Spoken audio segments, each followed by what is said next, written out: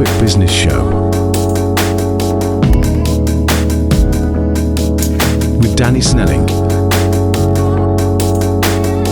Sponsored by MT Comms. Right, Darren, good to have you here. Darren Chapman, everyone, and CyberScale, isn't it, the company? Yes. Yeah. So obviously we're in similar industries, but tell us what it is you do and what you get up to. Yeah. So CyberScale's been going for about 8 years, and we're cybersecurity consulting and training. More, I would say, that sort of towards the non-technical and the strategic end of security. So we're not really in the kind of nuts and bolts end of it. In terms of your AV and those sort of technical controls, we're more looking at the kind of overall picture. We're looking at how cyber is business risk, and making sure we can articulate that and explain that to business owners. So we're kind of almost a little bit of a translation layer, I guess, between the business and business risk and then the cyber risk, and talking to the sort of technical side. I imagine, actually, I've never heard you sort of phrase it like that, but that's really sort of good way of promoting it, I guess, because so few businesses really understand the need for it. And it certainly makes my job difficult when I'm trying to say, look, you should have this, you should have that. Yeah. Why? I suppose that's the bit we're missing to sort of get that message across. And it's so easy to scaremonger and say, well, look how many businesses are hacked each day, and but they just see it as sales, don't they? I think that's the thing. It's difficult to articulate it in the right way, because you don't want to come across as scaremongering, but a lot of the time you're just actually stating facts. And I think one of the challenges, particularly in kind of small to medium-sized businesses, which is where we kind of play, the stuff that you hear about is Marks and Spencer's. It's it's obviously very topical, right? Marks and Spencer's, Harrods, Co-op. That's the stuff you hear about. But as a small business owner, the knock-on effect of that is everybody thinks, oh, they won't come after me because it's only big business. Exactly. But it happens in smaller businesses every day, day in, day out. But you don't necessarily hear about it unless you're close to it. So it doesn't resonate. And then the other challenge is that business owners don't necessarily, and people who are responsible for cybersecurity from a risk point of view in an organisation, if they don't have anybody who is experienced in it, falls to a CFO or a compliance officer or an MD, you don't know what you don't know, right? It's having that kind of comprehension and understanding of it, not at a technical level, but from a business interruption point of view, and what are the impacts, and trying to get that across without scaremongering. Yeah. So what are some of the, I guess, primary services you offer? Would you break them down a bit, or perhaps in lay terms tell our listeners what it is you provide specifically?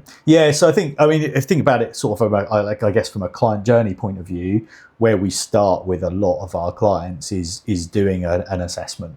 So we'll go in and do a fairly broad assessment around their cybersecurity and their risk. So we're looking at basically what are they.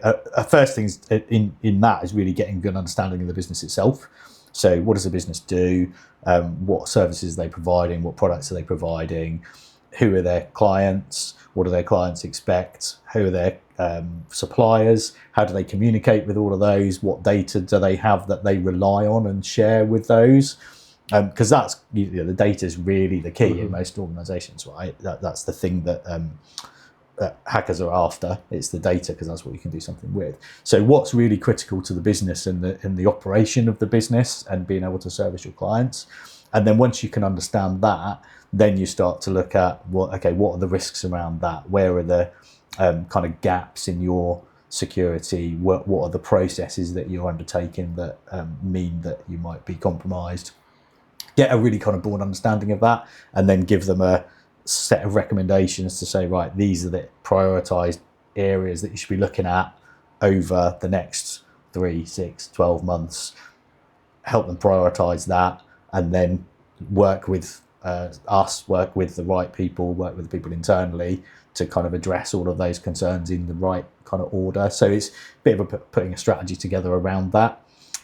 So that's normally the starting point, and then we can help with various aspects of that going forward. So it might be putting policy sets together, might be helping them with Cyber Essentials or ISO 27001 if that's the right thing to do for their business, helping them with sort of supply chain security, helping them work with the right technical people to put in the technical controls, and might be finding new products for that as well. So we don't provide any technical services or products, but we might help them understand which ones they need to pick and assess those. So a lot of that training and awareness, particularly for like executives, business leaders, helping them get that understanding of what they need to be aware of, help them make informed decisions. I think that's probably really key. And then quite often do that on an ongoing basis. So we have kind of virtual CISO, which is Chief Information Security Officer. So we might work with them on an ongoing basis for a day a month, a day a week, depending on the size, helping just have that kind of strategic view of security, help keep things on track, make sure that things are progressing as they are. Because humans are always the weak point, I know, but it's very difficult to often get that message across again to businesses, because they think, they don't think, they're told by their usual IT guy, oh yeah, you're quite safe, but it's not the equipment necessarily you need to build. No, absolutely. It's it's people, it's process. I mean, you look at look at some of the bigger compromises. A lot of that comes down to it's either phishing or now it's more kind of like voice. So people will call up and pretend to be someone from IT to help you and try and obtain your kind of login details and password that way. Also happens the other way around as well. So people will call into the IT help desk or the MSP and pretend to be a person in the company and ask them to reset the password, and then that's the initial way in, and then obviously they kind of go from there. So that sort of training and awareness is a really, things like phishing, things like that are really difficult to solve just from a technical point of view. Technical controls are really important, but just solving it from that is really difficult. So the training and awareness is important as well. But it's doing that in a way that I think resonates with people, and it's not just like a compliance tick box, because I think that's a challenge with a lot of training and awareness programs. It's really more about a compliance tick box than it is about actually tangibly changing behaviour, which is what you really need to do from a security point of view. Just the last couple of weeks, I've had two incidents where, thankfully, nothing the customer, my customer clients, could have done about it. But the first one was someone had created an email address almost identical to theirs, and been sending out fake invoices. Click here, pretending to be them. It was clear they hadn't got access to their database, because they were just emailing random businesses all over the UK, and none of them we traced them were part of their existing client base. So there's nothing you can do to protect from that, other than almost say, if people are dumb enough to click that link, then it's on their head, because you've got to be aware of that. And I had another one just the other day. They were actually spoofing somebody's genuine email address. And I said, well, look, you can't protect from that, but just remove that. If they had their email address on their website, just remove that, use a contact form, and that's pretty much all you can do, because they're going to get hold of you. There's nothing you can do to protect against identity theft. Just be aware when it's targeted at you. Yeah, some of those things are really difficult. I mean, and you've always got, I think with security, you've always got this challenge of balancing having just enough security with accessibility and being able to be agile, right? Because there's a trade-off between MFA is a really good example, right? Multi-factor authentication. You have to log in, you put your password in, and then you have to have a code, whether that's through an authenticator or whether through an SMS type message, whatever that might be. That's really important from a security point of view, but it adds an overhead to how long it takes you to log in and do things.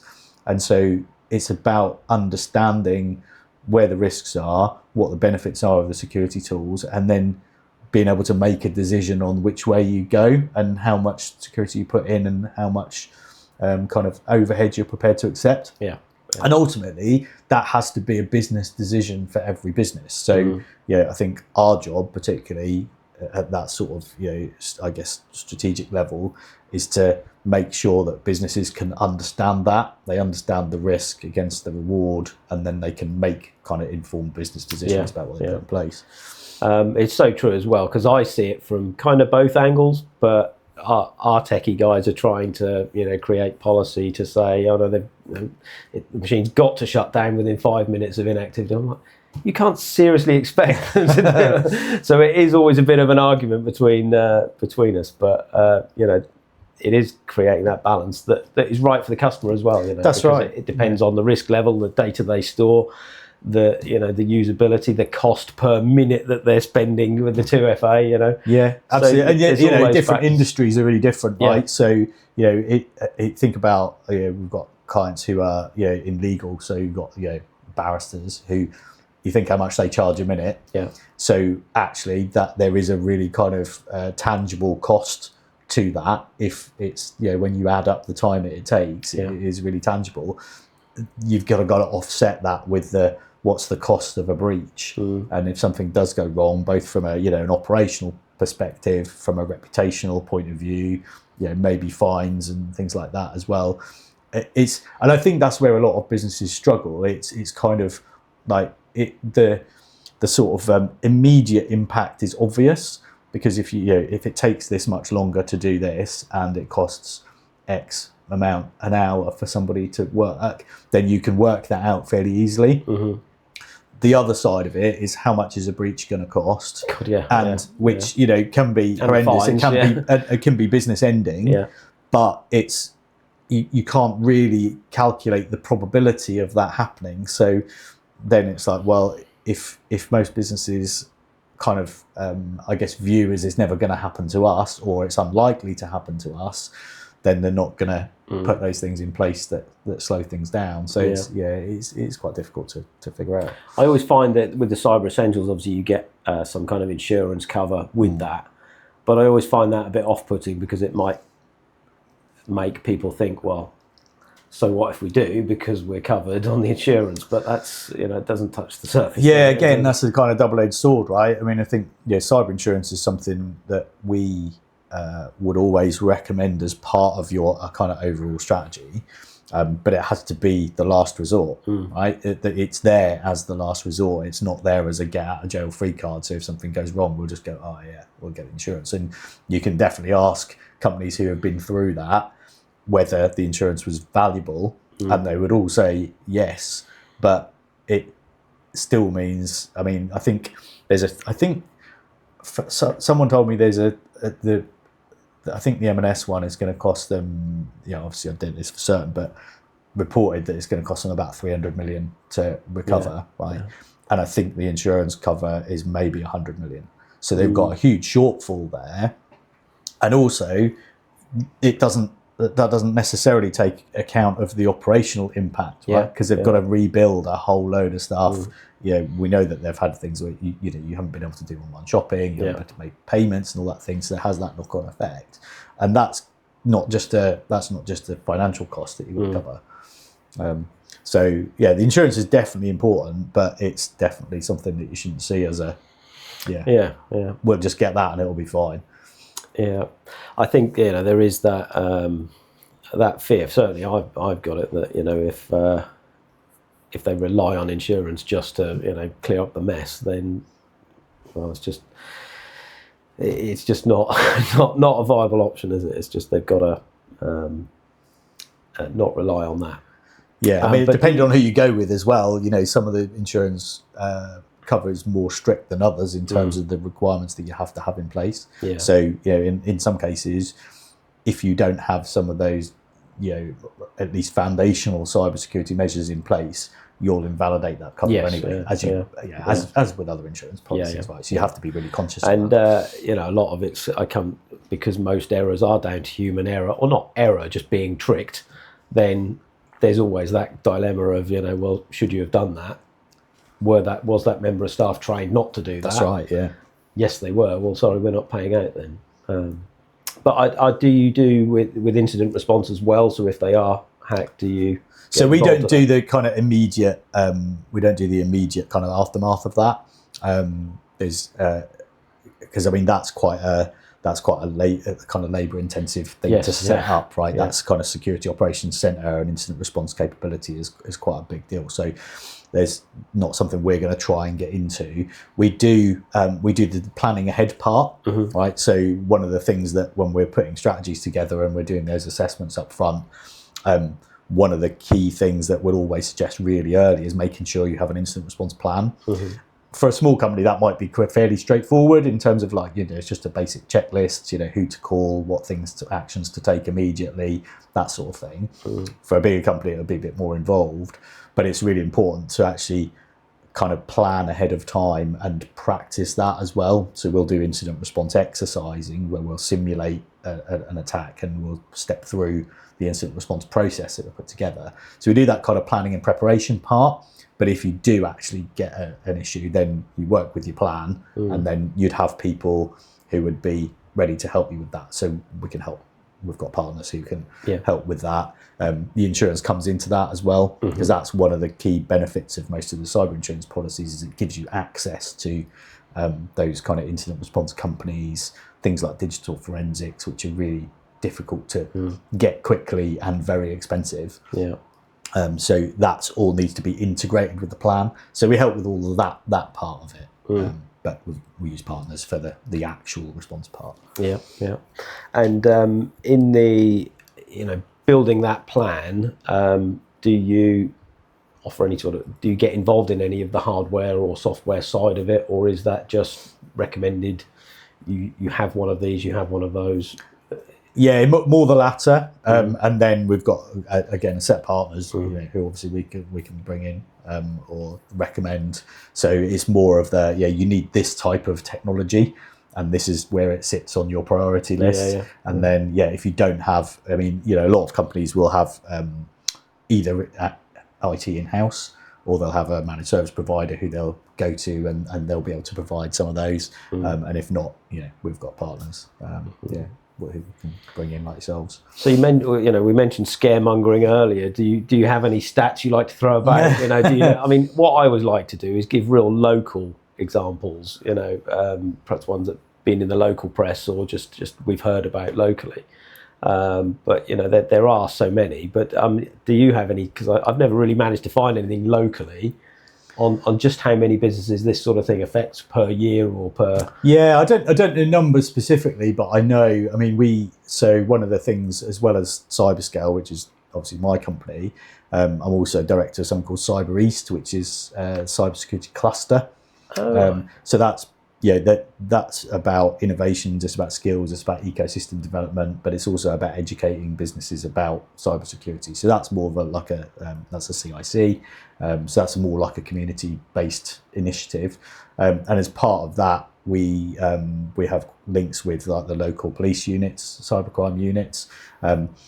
Talk to them a lot, and they're going out and they're just seeing it every day, with the small businesses. But because a lot of it doesn't get reported, it doesn't make its way into statistics. No. There's a good report that comes out from I think it's DCIT every year, Department of Science, Innovation and Technology, who are responsible for sort of cybersecurity across sort of UK, and they do a good report every year, and it has a breakdown of how many large businesses have been hit, how many small businesses, what types of crime are happening, is it ransomware, is it invoice fraud, that sort of thing. So there's some really good statistics in there.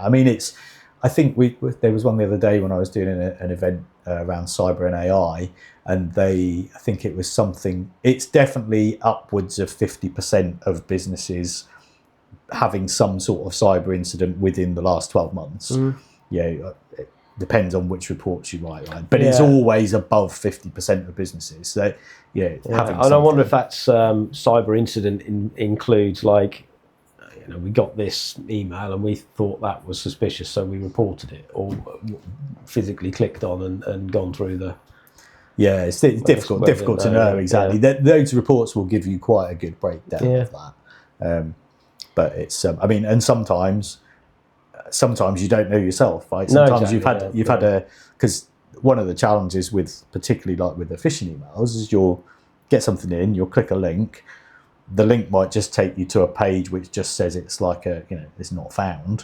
So it looks like nothing's happened, but actually something's happened in the background. And quite often, as you know, those things will then sit there for quite often several months before you actually discover that something's happened. And then you've got to look back, and a lot of companies don't have the kind of logging to be able to look back and see what happened 3 months ago. Right. So they'll sit there, they'll discover, they'll find a way around the network for a few months before something happens. So by the time that ransomware attack happens or whatever, it's too late to really even find out what the root cause was. Do you find most people approach you after they've had an incident like that? I guess that is the side of it, absolutely. That's almost the really frustrating thing, right? I mean, people we get a few customers who will come to us because they're just raising awareness, and they know it's the right thing to do, and they know they need to improve. So you get a handful of those, but generally, I guess with most things in business, it's driven by something, right? So it's either driven by an attack that they've had, and now they know the pain of it, and now they don't want to go through it again, or maybe somebody close to them, from a personal perspective or another business perspective, has had something, so they're trying to protect against that. So that's number one. The second one is something governance, regulatory, legal that they have to do. Or cyber insurance. So that's kind of something driving them to do it from that point of view. So they can't get insurance, or depending on what sector you're in, it might be that the government's come up with a new regulation that you've got to follow, or the FCA has released some new guidance, or the SRA. So it might be that. And the third one, and actually this is probably the biggest one for us, is driving people to talk to us at the moment, is customers. So particularly if you're in a B2B environment and you're supplying larger businesses, lots of people will probably got some of these questionnaires that say, okay, what do you do around your cyber? Have you got cyber essentials? Have you got ISO 27001? Have you got policies? Do you do training? More and more smaller companies are getting those and having to do that, having to get those things in place to be able to maintain or to get new contracts. Because the supply chain risk is such a huge area of risk that the big companies know that, and they're really doing that additional due diligence around it. So that's a driver. So we'll perhaps come back to business in a minute, but let's learn more about Darren. So are you local lad, or how did you get here? And very what's local. Your background, I guess. So I always say I was born in Wyndham. Technically I was born in the Norfolk and Norwich. But I lived in Wyndham till I was about 6. I moved to Norwich, and then stayed in Norwich till I was about 20, I suppose. So grew up in Norwich, did my schooling in Norwich. Used to go to Ritzies and Highs. Peppermint Park was probably my favourite. So did a lot of that. Obviously got a lot of friends here. Moved away when I was about 20. So I actually moved to the US for a few months, which is obviously very different. Environment. But did you go to uni at all? Or no, I didn't. No, I went to sixth form. So I went to CNS, went to sixth form, and then I was done with education at that point. I mean, I was done halfway through sixth form, if I'm honest. So I wanted to get a job. I actually didn't go into IT or anything like that to start with. I went into my first job was selling life insurance. First as a trainee, and then as a rep. So I was.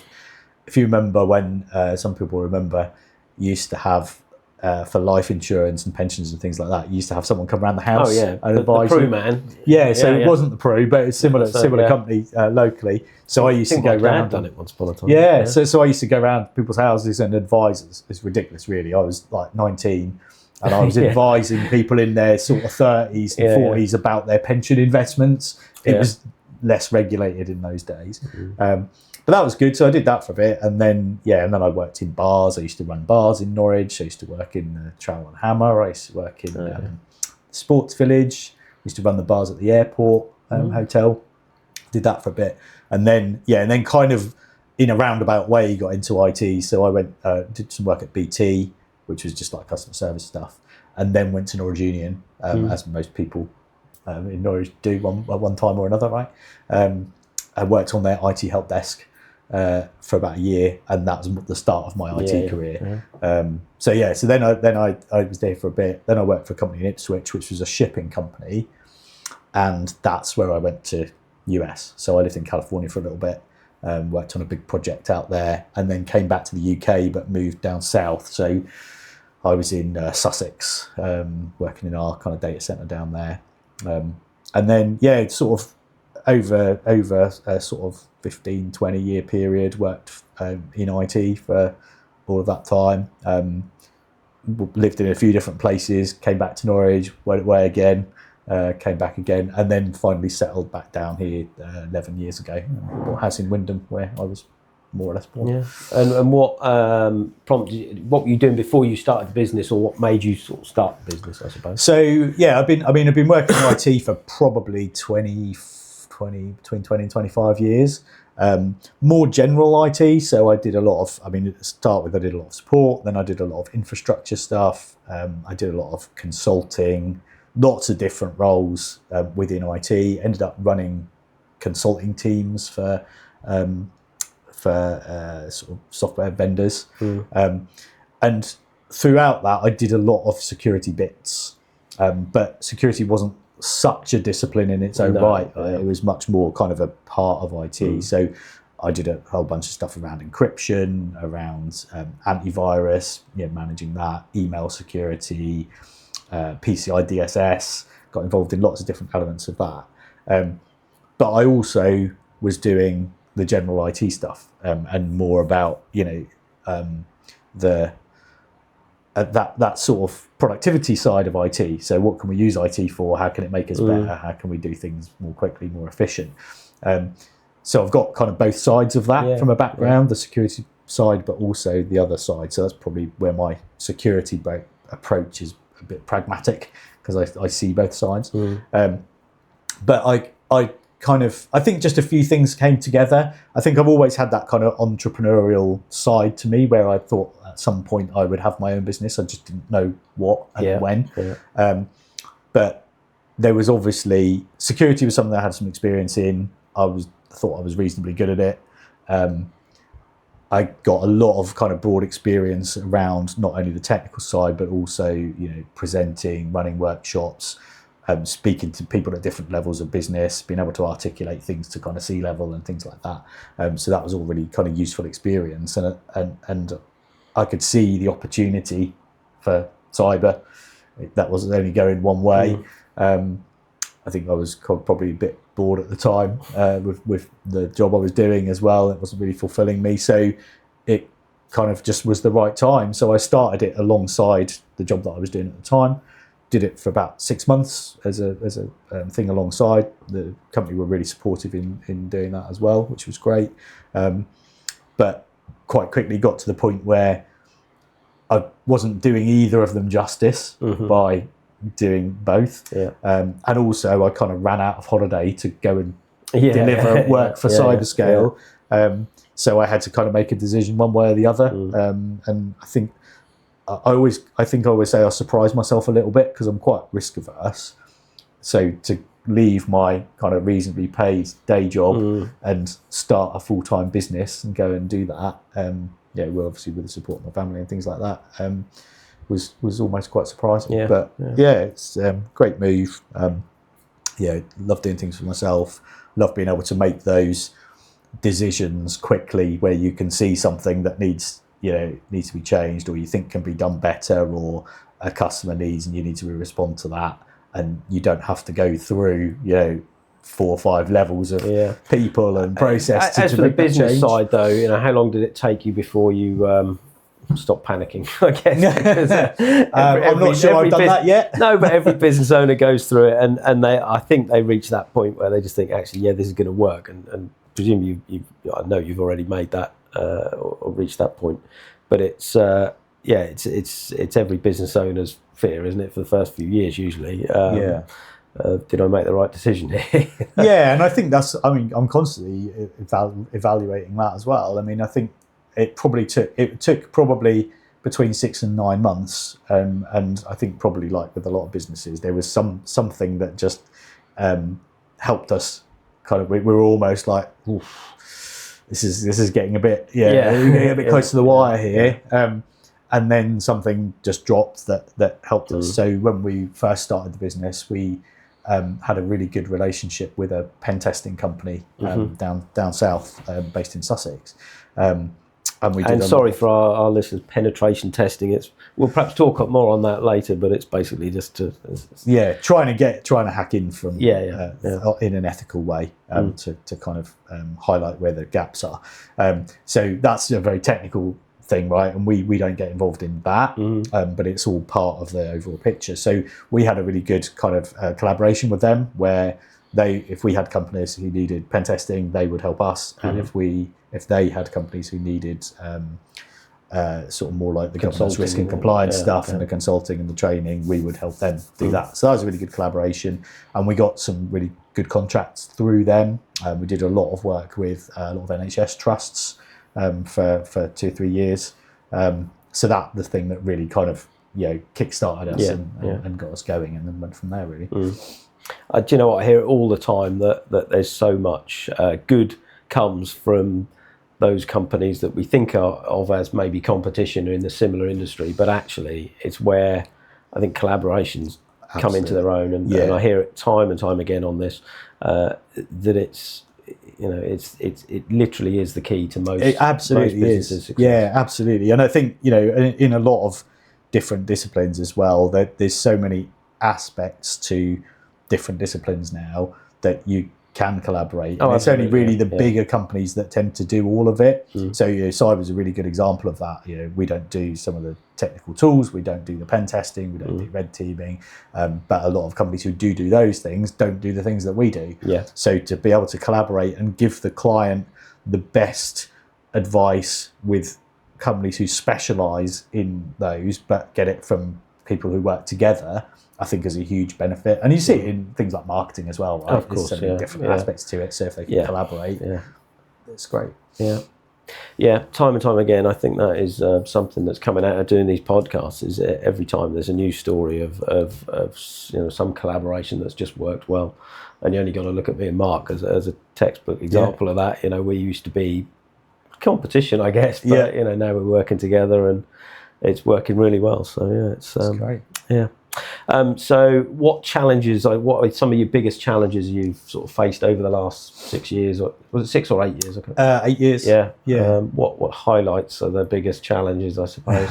And you're not allowed to say the pandemic. That's just, that wasn't a huge one for us. In fact, I wouldn't say it kind of drove business for us, but it almost gave people another thing to think about, because everybody had to move really quickly into home working and remote working, which then that creates its own risk. Right. So then people didn't necessarily think about that straight away, but post doing that, I think then a lot of companies coming back around to going, well, actually we need to think about, we've done it, but we did it in a hurry. There's some risks around that what we maybe need to think about. So that it wasn't hugely sort of detrimental to us from that point of view. The biggest challenge, the biggest single challenge probably for us to overcome, particularly working with SMEs, is just that understanding of what the risk is and how detrimental it is potentially to your business, and also how to get started with it. Like, what you don't know what you don't know. Right? In lots of different kind of aspects of running a business. Cybersecurity is one, but when you start a business, if it's a small business, you know some things, but you certainly don't know everything. So it's where do you go for that advice? How do you get that kind of... I suppose one of perhaps the biggest hurdles is actually most companies do not budget for this. No, so they just absolutely. They just don't know to budget. They don't know what to budget it at. That's right. And so it is that sort of management level of knowledge. So that all comes under the IT banner. We've got our IT budget. Exactly. And they are quite different. So that's the biggest single challenge. So we are doing something to try and help with that, which we come back to. But I guess that's kind of from a talking to businesses point of view. I guess I think if it just from a sort of pure business function point of view, our biggest challenge has always been, and it's connected with that one, is the lead generation side. So I think, again, like a lot of business owners probably, I started a business because I was good at something, or I felt I was good at something and I had experience in it. I wanted to help businesses. I wanted to make my own decisions around that. And that's great. And putting all those things together was great. What I wasn't good at, or I maybe didn't plan for enough, was making sure that you've got an ongoing lead generation engine, if you like, to make sure that you've got a constant set of people to go and talk to. Didn't put that in from day one, so that would be my biggest learning, right? If I was going to start a business again, I'd be like, right, I know I can do all of this stuff, I know I can do a great job with it, we can give great results, but if we haven't got the people there to talk to and tell about it, and they don't know about it, it's all irrelevant. So I'd almost put that at the side and go, right, very first thing, how are we going to get our message out there? How are we going to find customers and find people who want to be helped? Like, find people who are looking for help and have a budget for it, and and will be like, we'll be really pleased when they come along and go, yes, we can help you. How are you finding them? I guess, what's your best, I don't think we've cracked it. I still don't think we've cracked it, but I think, networking, collaboration is probably key. We're doing more sort of direct marketing and things like that now as well. So this is a great opportunity, so thank you, because just getting a message out there through podcasts and presentations and things like that. I'm doing quite a lot of work around quite a lot of presentation opportunities and things where we're collaborating with companies who are doing AI, because that's obviously a big area at the moment that people want to take advantage of, but the risks around that are cyber, very much connected with cyber risks. So if we can talk about that side of it and help educate people on that and make sure that they're adopting AI in a safe way, that's quite a big opportunity for us to kind of get in front of people and talk about it as well. We might as well touch on that now then. AI, how do you see it affecting cyber world, and how do you, what do you think the biggest threats are, other than, them taking over, of course, but, I foresee, many issues, in terms of the ability for them to create code and malicious code and all sorts of threats. But are there things perhaps people aren't thinking of, obviously, or as obvious threats? Yeah, I think, from a pure cyber point of view, it's another new technology that's almost a race, right? So in cyber, we've always got this race between the bad guys and the good guys, and or attackers and defenders, if you like, and quite often the attackers don't have the same kind of constraints that defenders do. So if you're creating a new piece of security software that might be really useful, you have to go through a whole load of hoops before you can actually get that to market. You can implement it in organizations so it doesn't break something if it's not coded right, whereas attackers don't have those kind of constraints, right? So they can generally move quicker. So it's kind of just the next iteration of that, but it's definitely allowing attackers to do things faster, at more scale. Just think about phishing emails, for instance. One of the things that we always would say in training historically is look out for those emails that look like they've been written by somebody whose first language is not English. That's a really good kind of indicator.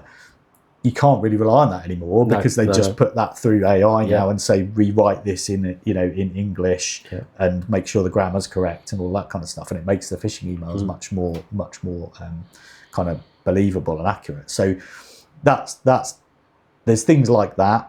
There's things like being able to scale and just attack companies more quickly. You then got the other side where you've got the defending companies bringing AI into the detection capabilities and looking at behavioural email and things like that. So that's the good side.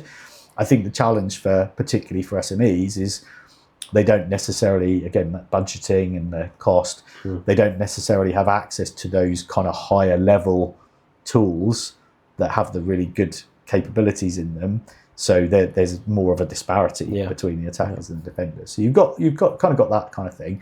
I think the other, I guess, probably two things I would say about AI. One is about data. So not understanding the implications of putting data, particularly sensitive data and business data, into an AI model to ask a question, and where that data goes and who owns it.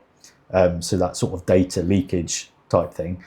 You put a spreadsheet into ChatGPT or whatever tool it is, and if that's got sensitive information in it, then if you haven't planned for that correctly and configured that correctly, then that information is then out there. So you've exposed that by something you've done. So that's one. So making sure you've got the right understanding and guardrails and policies around it to be able to do that. I think the other one that really kind of I see as a big challenge, and it's not really cyber related, but it's more about over reliance and over trusting AI in terms of what's coming back.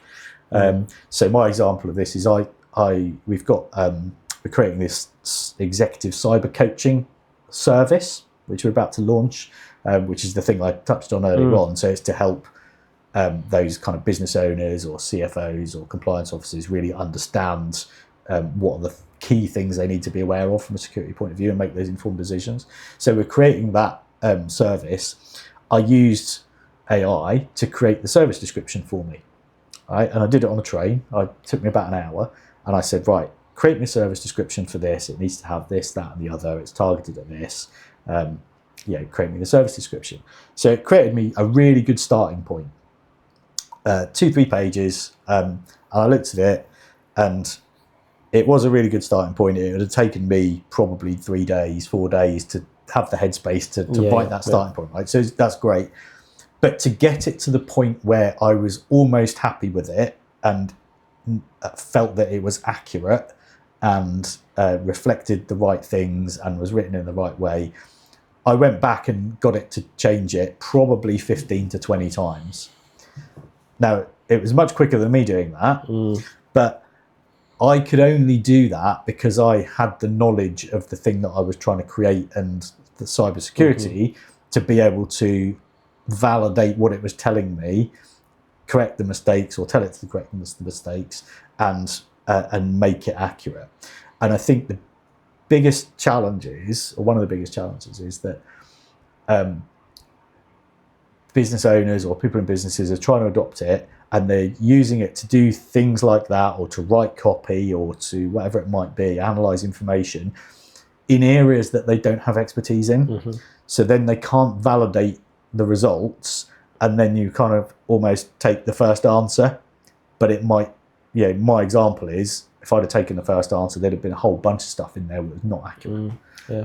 So I think that's a big challenge. You say, well, give me a budgeting plan for this, and you don't have any financial experience, then it might give you something that's not accurate or not really good advice, but you might rely on that. And there's examples of that in legal as well. There's some quite well documented cases now where there's been legal precedents that it's been quoting that are not actually valid, and they've been disproved. But if you trust it, like you to can't put its validate own it. Little take on things, doesn't it? I've noticed. It's just like, where did you get that bit from? Did it just make it up?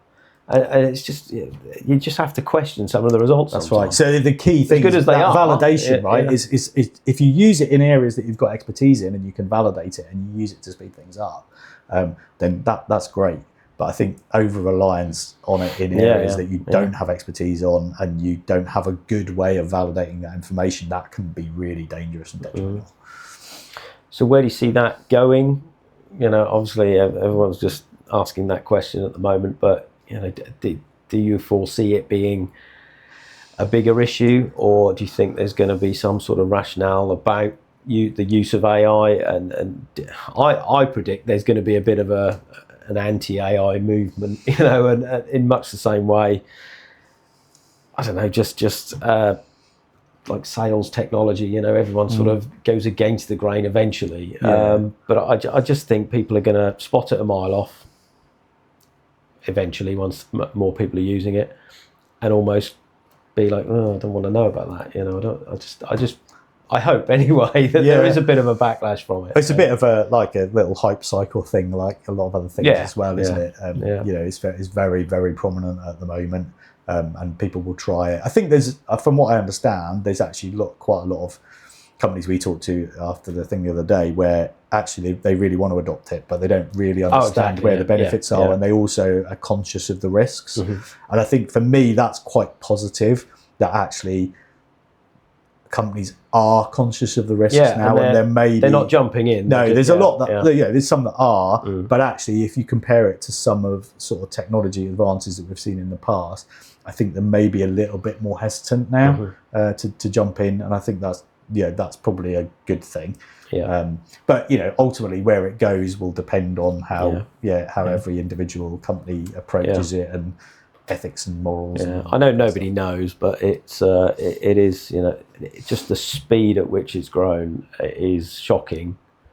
Great, but shocking, and it's just, if we're here already, just another year, what's it going to be? Because it's huge potential, isn't it? And some of that is great. I think it's just about making sure that you adopt it, and I guess again, don't try and boil the ocean with this stuff, right? Yes, I think that's again, if you look at technology adoption in the past, I think that's organisations have made the mistake of saying, "Well, this is the thing that's going to solve everything, and we'll just use it for everything."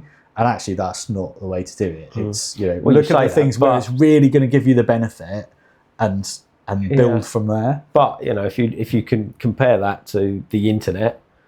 In the 90s, 80s, 90s, this is going to be, no one would have believed that we had all that power in the palm of our hands on a phone, in 20 years' time. It's just crazy. It is crazy, isn't it? And imagine that, on steroids, on AI power, it's going to, increase the speed at which everything's available. It's just, it is honestly just mind-blowing. I think where it's fascinating. I mean, I'm more security now, but actually I've been in tech and IT for a long time, and the reason I like doing it is because of the opportunities that it brings, and how it can improve things and make things faster and help you do more stuff. The capabilities and the opportunities with it are fantastic, so just about doing them in the right way.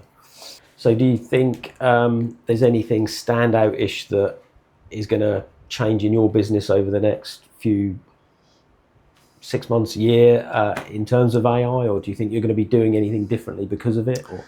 I mean, I think it's serving to surface some of the risks up a little bit, and people are thinking about risks from an AI perspective, but obviously that then leads to thinking about more things from a broader security and a broader risk perspective as well. So I think that's positive.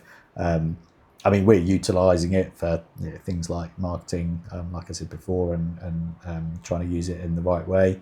I think, and also the tooling and what the attackers do and what the defenders do. Again, as with AI in general, it's just moving more quickly. So we'll just have to be on top of it, conscious of it, and just see how it evolves and try and keep up, really.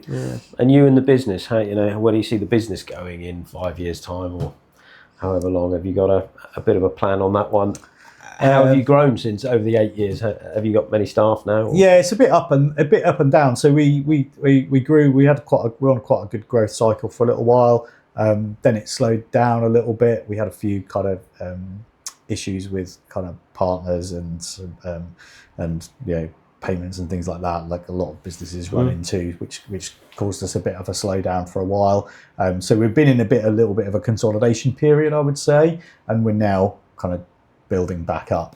I think the executive coaching thing will be quite a key for us, because I think that's a huge area of need, for particularly in the SME sector, where you've got the responsibility for cyber just falling to people who it's not their area of expertise, right? So it's a business owner, or it's an FD or a compliance officer, and they really need that kind of just help to understand, okay, what are the key risks, what are the key things we need to understand, who do we need to bring in to help us, what are the regulations that are really applicable to us from a cyber point of view, just to give them that enough knowledge to be able to make the informed decisions. So I think there's a huge need for that. So hopefully, I think that will be a big thing for us.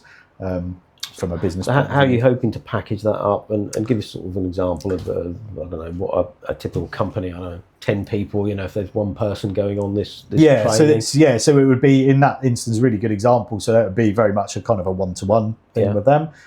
So we'd probably do a couple of sessions, maybe 2 to 3 hours to start with, to get them really kind of, and this is the whole team. This is all just the this is just that one person. person. So because that's their responsibility. So we do a couple of 3 hour sessions with them over the first couple of weeks to get them really good kind of baseline understanding, and then over the next 8 weeks we'll probably do like an hour a week, and we'll talk about various things. So we'll talk about. And this is one-to-one, or is it? That'll be one-to-one.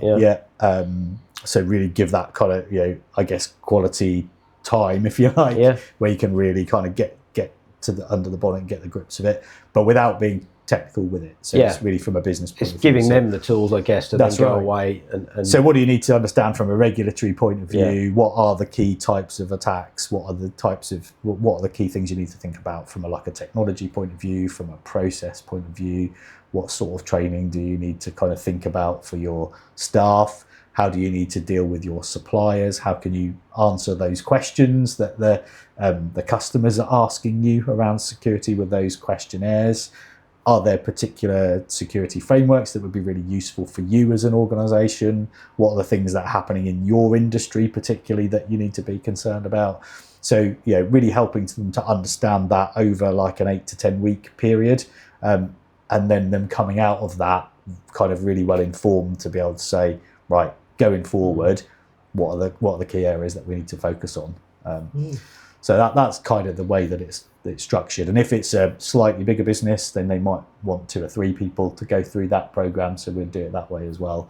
And then we'll included in that sort of package, if you like, there's a bit of kind of ad hoc advice as well. So off the back of those sessions that we do every week, if they have a question come up, or they've got a new supplier customer questionnaire come in around security, call us up and we have a look at it and work through it together.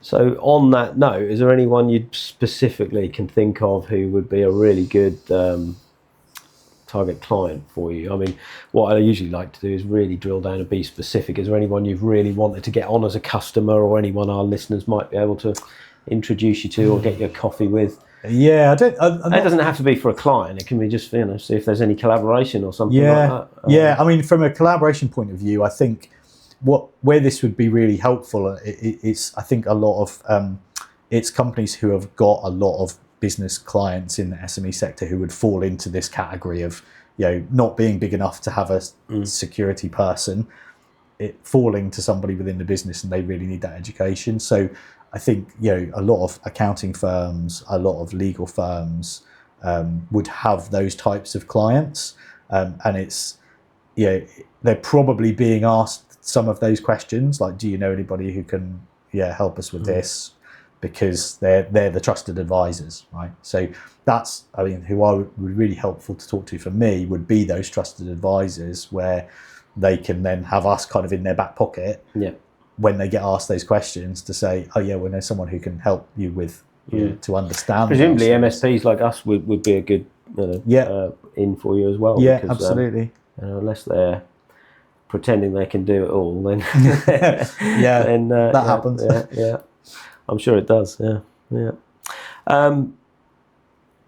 I haven't got anything else to ask you. I think we've covered everything, unless you can think of anything to throw out there. But I think it's been really fascinating. I think it's such a sector normally shadowed in doom and gloom, because there's always just the bad stories you hear. But I love the analogy, good versus evil. You get that. And I think it's really about, one of the things we try and do is look at it as an enabler, right? So actually, if you're doing that's, and I guess that's where some of my background comes in, of that kind of not just being based in security, but also looking at the other side and the ability, right? My job is not to say, you can't do this, don't do this, there's too much risk associated with that. It's to say, okay, there are risks around this. This is what they look like.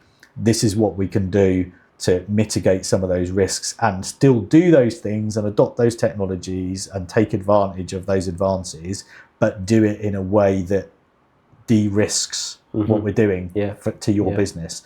That's my job, is to help business owners and people in the business understand that, so they can make informed decisions around it, and help them do things safely. And so then it becomes more of a business enabler, and it removes obstacles to, if you're getting those questionnaires and you can't answer any other questions and you don't have any of those things in place, that is going to stop you getting business ultimately. So if we can remove those barriers by doing the right things at the right level for your company with the right advice, then it becomes an enabling thing rather than just a cost and a pain. Yeah, I get it. Yeah. Darren, it's been fascinating. Thank you for coming on, mate. We appreciate it. It's been great. The Norfolk Business Show with Danny Snelling. Sponsored by MT Comms. Just a quick word from me. Absolutely thrilled with the response and feedback we've had so far. It really has been so positive. We're going to continue with it. I do just need to ask you all, please, just to take that 1 second to click the subscribe, like, follow button, share them. Just do something for me, because we're never going to be monetized. We're not going to make money from this show, and that's not our intention. We're a local Norfolk show, so we're never going to get those worldwide viewing figures that need to monetize channels. It's not about that. We genuinely are just trying to give back to the business community in Norfolk. So please do that favour for me. It will just increase the visibility of those guests we have on the show, so they get more impact from it. And who knows, if you're a future guest, then you'll get the benefit of that as well. So please do that for me. Obviously, we're sponsoring it from MT Comms. Please do keep us in mind if we can help with anything IT related, Office 365 support, cybersecurity, 365, that sort of thing. We also do telecoms, mobiles, CCTV. There's loads of stuff we do. Just reach out to us and ask us if you can help with anything. Thank you, guys.